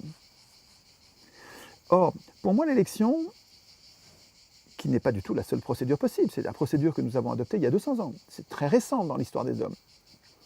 C'est l'élection qui nous a conduits et qui nous conduira fatalement par construction, l'élection parmi des candidats qu'on peut aider, nous conduit à aider, nous conduit à fabriquer les partis politiques qui vont aider le mieux le candidat qu'on veut voir gagner. Et ça ne sert à rien d'interdire les partis politiques. L'élection va conduire les hommes à vouloir des partis aussi fortement qu'ils veulent vivre. Donc ils préféreront tuer ceux qui veulent se débarrasser des partis tant qu'on garde l'élection. Il vaut mieux se débarrasser de l'élection et les partis disparaîtront quand on n'aura plus l'élection. Mais donc, pour revenir à ce que je disais, les gens de gauche qui se battent depuis si longtemps dans le cadre de l'élection ont pris l'habitude, et c'est très très profondément ancré, d'avoir contre eux les adversaires à battre, les adversaires à vaincre, pas à convaincre, à vaincre, avoir contre eux des gens qui leur sont hostiles en tout. C'est une compétition quand même. Oui, c'est une compétition, mais c'est une compétition où on a des ennemis. Il n'y en a qu'un qui va gagner l'élection, et les autres vont perdre. Et donc, l'esprit partisan, qui n'est pas une nature, hein, je pense que ces gens-là peuvent changer. Aujourd'hui, ils me détestent, peut-être qu'ils me détesteront moins ou plus du tout demain. Je pense que les gens peuvent changer. Je pense que tant qu'on a dans l'esprit partisan, on est comme une armée. Et on a compris que pour gagner l'élection, il faut qu'on soit soudés, qu'on ait une ligne, qu'on soit unis. Et si on n'est pas unis, on va perdre. Il faut qu'on soit unis et qu'on considère tous les autres comme des ennemis. Et celui parmi nous qui va aller fricoter, qui va aller discutailler, qui va aller tailler le bout de gras sans leur rentrer dans le lard avec les gens d'en face, ben c'est un traître. Voilà. Et je pense qu'ils me considèrent, parce qu'ils sont dans cet esprit de lutte pour gagner une élection. Moi, je ne suis pas du tout dans la lutte pour gagner une élection. Je conchis l'élection. Je dénonce l'élection comme la source du capitalisme. Donc, je ne suis pas dans l'élection, je ne veux pas gagner une élection, et je ne respecte pas les codes de l'élection. Donc, je ne suis pas dans une armée avec, je ne considère pas les autres comme des ennemis. Le mec qui est royaliste, moi, c'est super dangereux. L'idée royaliste, elle est super dangereuse, mais je le considère comme un humain qui a ses raisons d'être royaliste. Et d'abord, je ne le rends pas responsable de tout ce qu'ont fait ses ancêtres royalistes, qui étaient des abominations que je connais, mais le jeune royaliste d'aujourd'hui, je ne le rends pas responsable de ce qu'ont fait ses parents, d'abord. Et puis, il est très important pour moi de le comprendre pour pouvoir confronter son point de vue et mon point de vue, pour voir à quel endroit il se trompe, ou je me trompe, d'ailleurs c'est peut-être moi qui me trompe. Mais je suis fort dans mes convictions, et c'est pas parce que je parle à un royaliste que je vais devenir royaliste. Donc, j'ai besoin de parler à ce royaliste qui est si différent de moi sur le projet politique qu'il a. J'ai besoin de lui parler à la fois pour moi le comprendre et à la fois pour que lui me comprenne. Il ne va m'accepter. C'est facile à comprendre ça. Enfin, normalement, si on est normalement constitué, on peut comprendre qu'il ne va m'accepter dans son cercle de discussion que si je le respecte, et réciproquement. Donc si on veut se comprendre, pour voir où sont nos réelles différences, et on n'est sûrement pas différents en tout, sur la retraite on est sûrement d'accord, hein. Sur le nucléaire probablement aussi, etc. Il y a des tas de sujets sur lesquels on va être d'accord. Sur la finance on va être d'accord. Et puis il y a des sujets sur lesquels on est désaccord. Il va falloir qu'on construise nos désaccords, c'est-à-dire qu'on formule bien les points sur lesquels on n'est pas d'accord. Et à mon avis, si on fait ce boulot respectueusement, mais respectueusement, je ne me paye pas de mots, je ne dis pas respectueusement en le méprisant. Je le respecte en tant qu'humain. Vraiment, c'est un humain. Si ça se trouve, c'est lui qui a raison sur tout, et moi qui ai tort sur tout. Peut-être. Et c'est pas moi qui vais décider. C'est notre discussion qui va permettre de savoir. Et quand je discute avec donc, ces gens-là, des gens qui sont différents en tout sur le projet, qui ne sont pas du tout anarchistes, hein. Des gens, ils ont un projet de domination, Ils ont un projet, pour eux, la démocratie, c'est le bordel, ou la corruption. Il n'y a qu'un truc qui vaille, c'est un chef qui décide tout. Et ils font confiance au chef. C'est super dangereux. C'est un projet qui est très profondément et radicalement différent avec le mien. Mais la politique, ça consiste précisément à discuter entre nous, et respectueusement. Alors, je pousse le bouchon le plus loin possible pour voir si ça tient mon truc. Même si c'est un nazi. Discuter respectueusement avec un nazi, je sais bien que présenter comme ça, c'est insupportable. C'est indéfendable. Mais poussez votre propre logique, vous qui dites que c'est indéfendable, qu'on ne peut pas discuter avec un nazi ou avec un nazi ou un affreux raciste. Prenez un vrai affreux et poussez votre raisonnement jusqu'au bout. On ne peut pas discuter avec lui du tout. Il ne faut pas, c'est interdit de discuter avec lui. Qu'est-ce que vous êtes en train de dire? Que c'est quoi? C'est un sous-homme? C'est quoi? C'est une bête? Il faut le tuer? Il faut quoi? Il faut le mettre en prison? Il n'a pas de droit politique?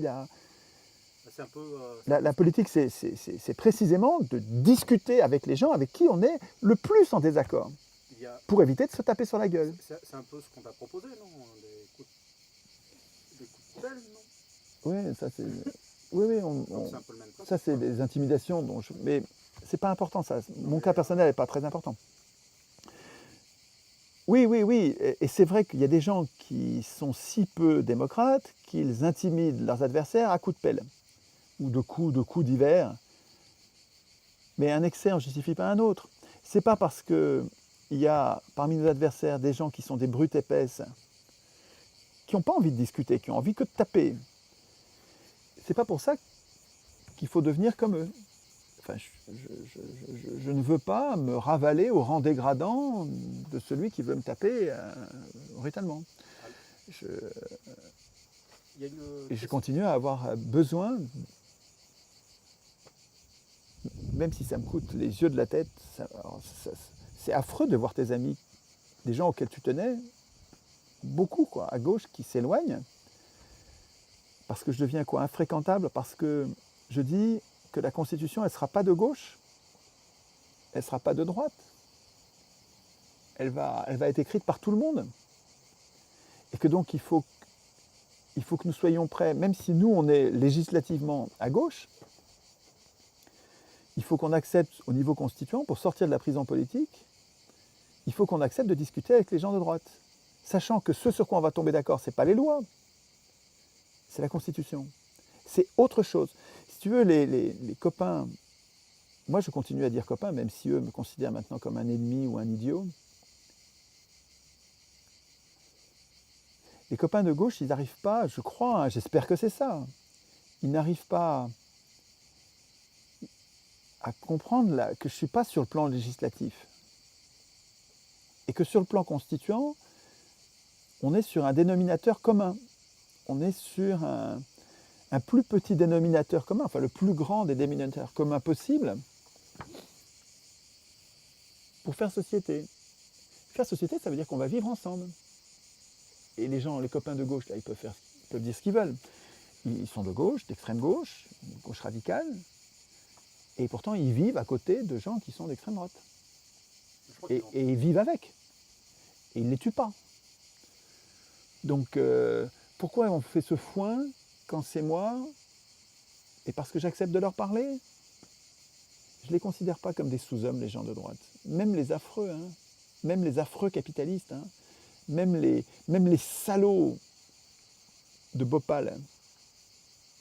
Tu vois les actionnaires, les patrons d'Union Carbide, l'entreprise qui a, pour des sordides raisons de rentabilité, négligé les uns après les autres les processus de sécurité dans une usine chimique en Inde, à Bhopal. Bhopal, c'est le nom d'une ville. Jusqu'à ce que ça explose et que ça... C'est pas que ça tue, ça a tué plein de gens, mais ça a martyrisé les autres, ça les a empoisonnés,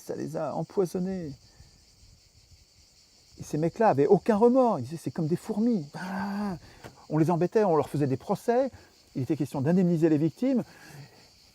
Ils ne voulaient pas en entendre parler, c'est des salauds quoi. Hein. Mais même ceux-là, on peut être capable de leur parler. Il faut leur retirer le pouvoir. Hein. Je fais tout pour leur retirer le pouvoir. Mais précisément, ma bagarre contre l'élection, le faux suffrage universel qui consiste à désigner des maîtres au lieu de voter les lois, ma bagarre contre l'élection, elle va leur retirer le pouvoir à ces salauds-là. Mais ça ne m'empêche pas de leur parler. Ceci dit, je ne perds pas mon temps à aller parler à ceux qui ont le pouvoir et qui l'exercent contre l'humanité.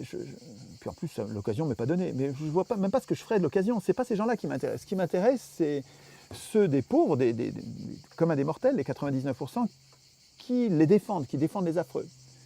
Alors ça, par contre, ça me paraît possible de les convaincre que c'est une mauvaise idée de défendre les affreux. Et pour ça, il faut aller leur parler. T'es sûr qu'ils défendent les affreux?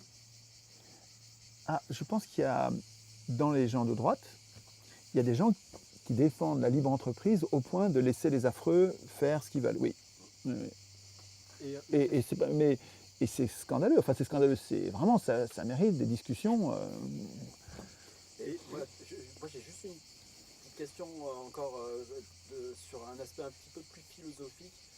Comment toi, dans ta démarche un peu personnelle, dans ta façon de penser, tu en es arrivé à te dire, ben voilà, je vais aller discuter avec tout le monde. C'est pas moi qui suis allé discuter avec tout le monde. C'est quand ils sont venus que ça m'a intéressé de le faire et que je l'ai fait. Tu as eu une opportunité, quoi, en fait. Oui, voilà. Parce que ça vient tout le temps, les opportunités. Parce qu'en fait, les gens de droite, j'ai l'impression, sont beaucoup moins sectaires que les gens de gauche. Les gens de droite n'arrêtent pas d'essayer de tendre leur micro aux gens de gauche. Et les gens de gauche, enfin pas moi justement je ne respecte pas ces codes-là, mais les gens de gauche, dès qu'ils repèrent que c'est quelqu'un de droite, hop, ils se taisent, ils ne veulent pas parler pour un média de droite. Je ne sais pas ce qui fait ce sectarisme à gauche et qu'est-ce qui fait ce moindre sectarisme à droite. Comme si, c'est un peu comme si, je ne sais pas si c'est ça l'explication, c'est peut-être autre chose, comme si les gens de gauche étaient moins sûrs d'eux que les gens de droite. Les gens de droite, on dirait qu'ils pourraient discuter avec n'importe qui, ils n'ont pas peur. Ils peuvent même parler sur un média de gauche, un média de droite, ils s'en foutent, ils parlent, ils n'ont pas peur. Ils n'ont pas honte d'aller défendre leur point de vue sur un média de gauche. Alors que les gens de gauche, je ne sais pas ce que c'est que je comprends pas. Moi, j'ai pas cette aversion-là des médias de droite. C'est les idées démocratiques que je défends, atelier constituant populaire, monnaie publique, sous contrôle citoyen, autogestion, fédération de communes libres.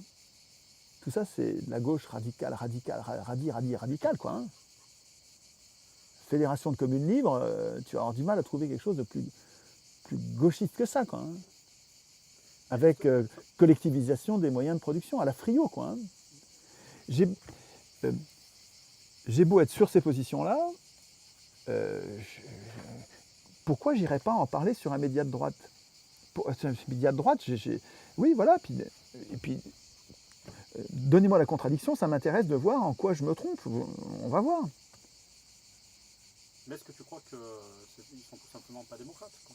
Ah oui, oui, ça c'est certain. Je sens bien qu'à gauche, mais à droite non plus. Hein. Oui, non, Mais il y a plein de gens à gauche qui ne sont pas démocrates du tout. Il y a très peu de démocrates sur Terre, en fait. dans ceux qui ont le pouvoir, surtout. Non, non, non, même dans l'opposition. Oui, non, mais je veux dire dans ceux qui sont dans le système. Parce qu'il y a quand même. Tu disais, on va pas interdire les partis politiques et tout ça, mais on pourrait déjà interdire que ça soit financé par de l'argent public. Parce qu'il y a quand même la question de l'argent. Là, par exemple, tu vois, pour les élections européennes. Pourquoi tu veux empêcher que ce soit financé par le Non, public? Quand tu finances par public, tu rends les mouvements indépendants du privé. C'est plutôt une bonne idée, non? De financer de façon publique et d'interdire les financements privés. Donc de limiter le financement au financement public de façon à ce que tout soit financé de la même manière. Peut-être que je me trompe, hein, mais ça me paraît une bonne idée. Qu'est-ce qui paraît problématique là-dedans? Là, aujourd'hui, par exemple, là, on va approcher des européennes. À gauche, on va avoir 5 listes, parce que des partis sont en compétition. Oui. Et en même temps, le Front National, on lui a fait une saisie de 2 millions d'euros pour lui empêcher de faire campagne pour les. Donc il y a quand même plus qu'une partie politique, il y a quand même une grosse partie d'argent. Oui, mais ça c'est conjoncturel. Ce dont tu me parles, c'est une péripétie. On n'est pas dans les structures. Je ne connais pas le sujet là. J'ai vu passer cette histoire sur le Front National, mais je ne sais pas quels sont les tenants et les aboutissants. Mais on est plus sur le même registre que ce sur lequel on était. Sur le plan des structures, des procédures, est-ce que c'est bon ou pas de financer de façon publique les partis, les journaux?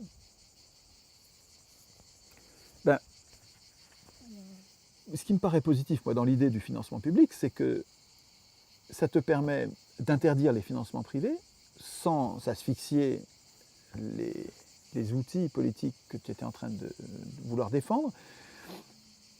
Tu les finances et tu en contrôles le financement. Tu t'assures que le financement soit équitable et honnête, en ceci qu'il est public.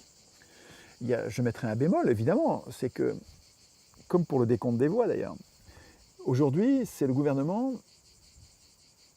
qui est responsable du financement et qui s'occupe du financement des partis, des journaux.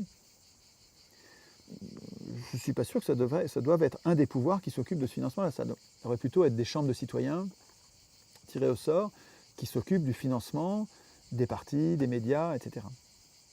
De la même manière que ça ne devrait pas être le gouvernement qui compte les voix. Je vous rappelle que c'est le gouvernement de Hollande qui a compté les voix de Macron, en disant c'est lui qui a gagné. Pour moi, c'est une extravagance. À mon avis, les contrôles du décompte des voix, les contrôles citoyens, sont très insuffisants. Et Staline disait, ce qui compte, c'est pas qui vote, c'est qui compte les voix. Ce qui compte, disait Staline, c'est celui qui compte les voix. C'est lui qui est important. Et c'est pas bien que ce soit le gouvernement qui puisse compter les voix des opposants. C'est pas bien que ce soit le gouvernement qui puisse faire ça. Il devrait y avoir une chambre citoyenne tirée au sort et qui s'occupe de ça.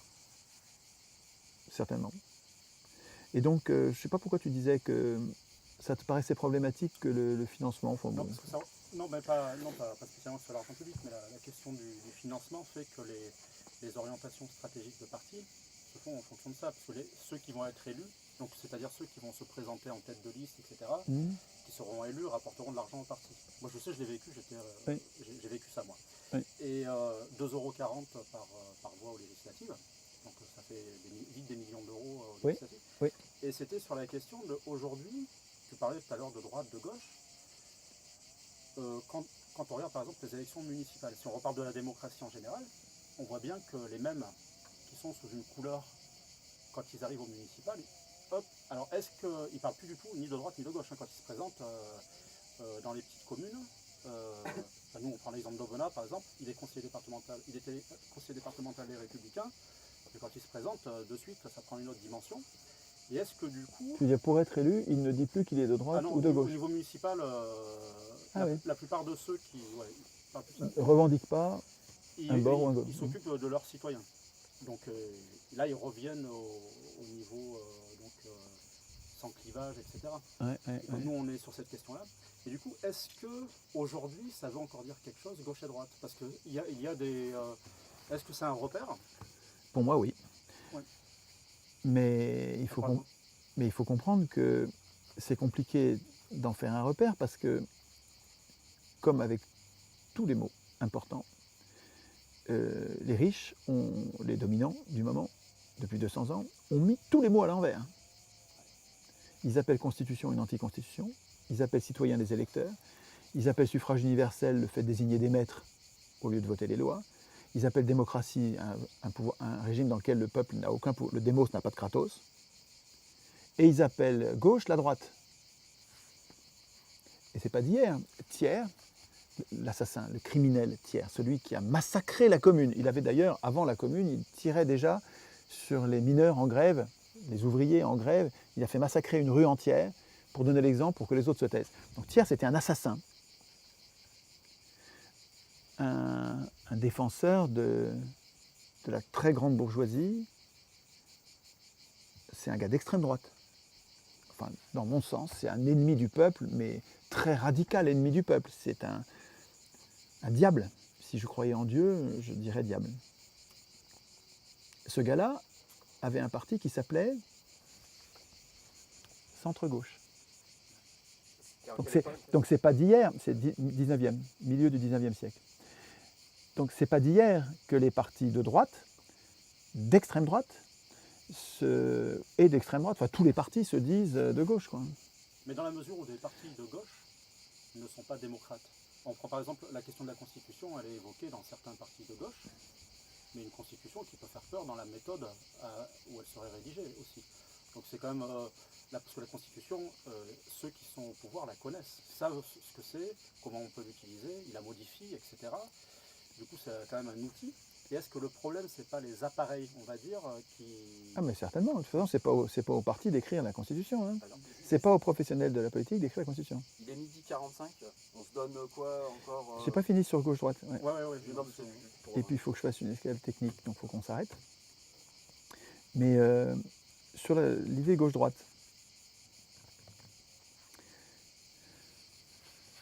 le mot gauche a été mis à l'envers depuis 200 ans. 150 ans. Le mot gauche a été mis à l'envers. C'est-à-dire qu'on appelle gauche des gens de droite. Ça complique. Alors ça amène les gens à se dire gauche-droite, ça ne veut plus rien dire. Je ne suis pas d'accord du tout. De la même manière que démocratie désigne un régime dans lequel le démos n'a aucun kratos. Ça veut dire que démocratie ne veut plus rien dire. Mais non, non, ça ne veut pas dire ça. Démocratie veut toujours dire quelque chose. Simplement, il faut contester le mésusage, le mauvais usage des mots, et refuser d'appeler gauche qui est droite, c'est tout. Mais la gauche, ça a toujours un sens. Simplement, la plupart des gens qui se disent de gauche ne le sont pas. La plupart des gens qui se disent de gauche ne le sont pas. Pour moi, le mot gauche-droite a tout à fait un sens. Hein. Avec le vocabulaire d'aujourd'hui, la gauche défendrait l'intérêt des 99%, l'intérêt général. L'intérêt général. Et la droite défend l'intérêt des 1%, l'intérêt des privilégiés, pour dominer les 99% et les faire travailler à sa place. C'est ça la droite. Et alors aujourd'hui, il y a des gens qui se disent de droite, des prolos, qui se disent de droite parce qu'ils sont contre l'afflux des étrangers, ils sont contre l'avortement, ils sont chrétiens, j'en oublie, ils sont nationalistes, ils sont contre l'Union européenne. Et ces gens, ils se disent de droite, mais ce n'est pas des idées de droite tout ça. Hein. Et droite, c'est la domination des salariés par les patrons. La libre domination des salariés par les patrons. Voilà, gauche-droite. Et c'est plus ça, ben, ok, mais parce qu'on est dans les pattes d'escrocs, menteurs, politiciens, qui pour être élus disent qu'ils sont de gauche et ensuite font une politique de droite, comme Mitterrand, toute la clique, les socialistes.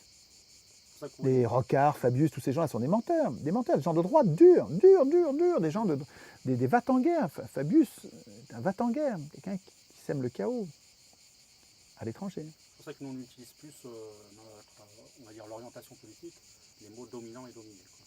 Oui, bon, mais voilà, non, mais La gauche, c'est la défense des dominés, et la droite, c'est la libre puissance des dominants. C'est surtout parce que... Et donc, mais là, tu vois bien qu'avec cette définition-là, gauche-droite, ça a un sens. Oui, non, mais je parle dans les gens lambda. S'ils doivent faire confiance, c'est plus forcément un repère, quoi.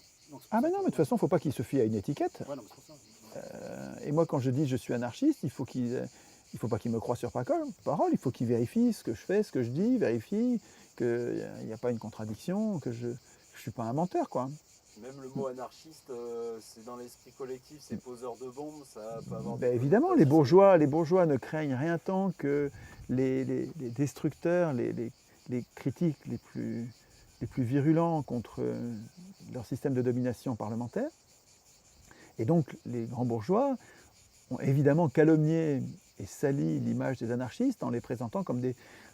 Tu sais que les poseurs de bombes de la fin du 19e siècle, c'est la police bourgeoise qui fabriquait les bombes et les mettait dans les mains d'excités déséquilibrés. Donc c'est la police elle-même qui armait les anarchistes pour qu'ensuite on puisse discréditer complètement le mouvement, emprisonner les autres.